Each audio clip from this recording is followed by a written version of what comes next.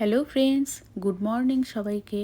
আশা করছি তোমরা সবাই খুব খুব ভালো আছো আর আমরাও খুব ভালো আছি।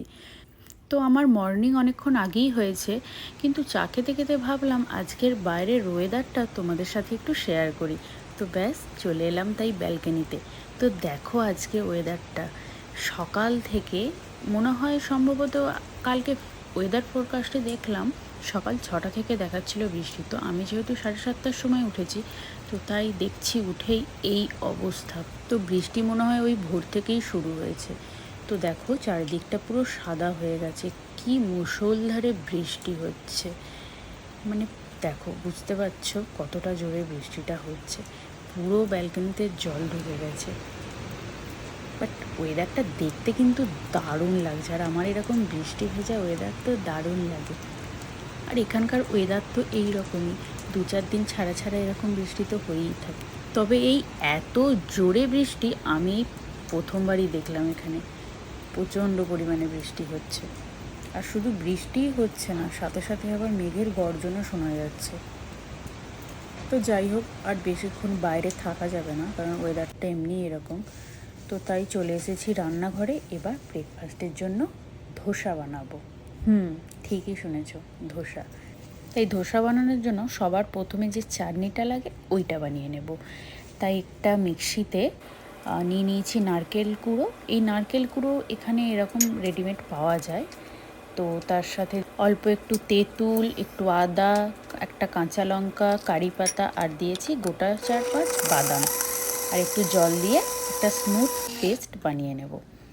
এবার নুনটা তোমাদের ওপর, যদিও আমি নুন দিই না, একটু মিষ্টি মিষ্টি পাড়া হয়ে থাকে, তো এটা তো খেতে খুবই ভালো লাগে। তো ব্যাস এবার একটা বাটিতে এটাকে নিয়ে নেব।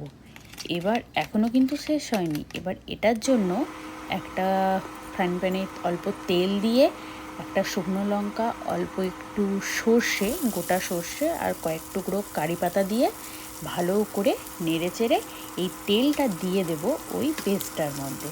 তো ব্যাস এবার তো একদম পারফেক্ট ধোসার খাওয়ার জন্য চাটনি আমার রেডি। তো এবার বানাবো আলুর ছকাটা, যেটা ধোসার ভেতরে দেয়। তো চলো তাহলে এবার ওটা বানাই। তো এবার বানাবো আলু ছকাটা। তাই ওই কড়াইয়ের মধ্যে তেল দিয়ে অল্প একটু 5 ফোড়ন দিয়ে পেঁয়াজ কুচিগুলো দিয়ে দিয়েছি। তো এটা ওই হালকা হাতে নেড়ে নেব, খুব একটা বেশি লাল করার দরকার নেই। তো এরপর চৌকো চৌকো করে কেটে রাখা আলুর টুকরোগুলো দিয়ে দেবো। তো আলুর টুকরোগুলোর সাথে একটু নুন, হলুদ, লঙ্কার গুঁড়ো, অল্প একটু জিরে গুঁড়ো, এইগুলো দিয়ে ভালো করে নাড়াচাড়া করে জল দিয়ে ঢাকা দিয়ে দেবো, আলুটা ভালোভাবে যাতে সেদ্ধ হয়ে যায়।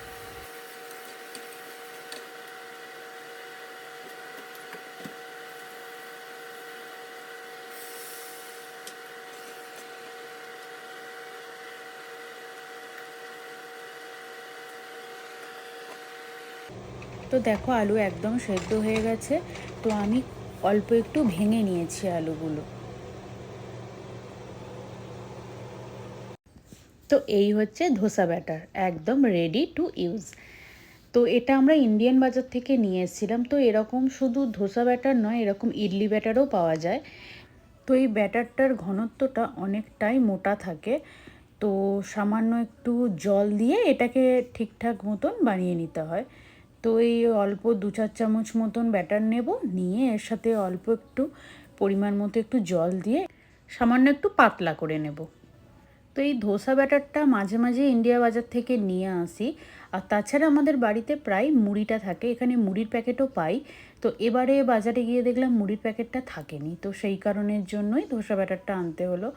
আর তাছাড়া তো রুটি, লুচি বা পরোটা এসব তো থাকেই জলখাবারে। তো মুড়ির প্যাকেটটা এই কারণেই এনে রাখি, যেদিনকে একটু তাড়াহুড়ো থাকে সেদিনকে মুড়িটা হয়ে যায়, একটু আলু ভাজা করে নিলেই ব্যাস। তো তাওয়াটা আমি মিনিমাম 2 থেকে 3 মিনিট মতন বসিয়ে রেখেছিলাম, একদম হিট করে নিয়েছিলাম। তো এর ওপর থেকে অল্প একটু জলের ছিটে দিয়ে তারপর ওই 1 ডাবুর মতন ব্যাটার এর মধ্যে দিয়ে দিলাম। তো এবার হালকা হাতে প্যানটা একটু ঘুরিয়ে নিলেই এটা একদম সেট হয়ে যাবে। তো এরপর ওপর থেকে বুলিয়ে দেব একটু বাটার। প্রথমে তো ভেবেছিলাম যে ব্যাটারটা এখন কীরকম হবে না হবে, ঠিকঠাক মতন প্যানেতে দিলে উঠবে কি না। তো আনার পর দেখলাম এটা করে, তো খুবই ভালো। মানে এর ধোসা হোক বা ইডলি হোক, এর টেস্টটা একদম দোকানের মতন। আর তাছাড়া প্রতিদিন এই সকালবেলা ওঠার পর তো মাথায় একটা চিন্তা লেগেই থাকে যে প্রতিদিন এই জলখাবারে কী বানাবো। তো সেটার থেকে রেহাই পাওয়ার জন্য এটা একটা দারুণ জিনিস। তো যাই হোক, আমার তো একটা হয়ে গেছে। তো চলো এবার বর্মশাইকে দিয়ে দিই, ওর তো মিটিং চলছিল। তো দেখি গিয়ে মিটিং শেষ হয়েছে কি না। তো দিয়ে দিই আগে।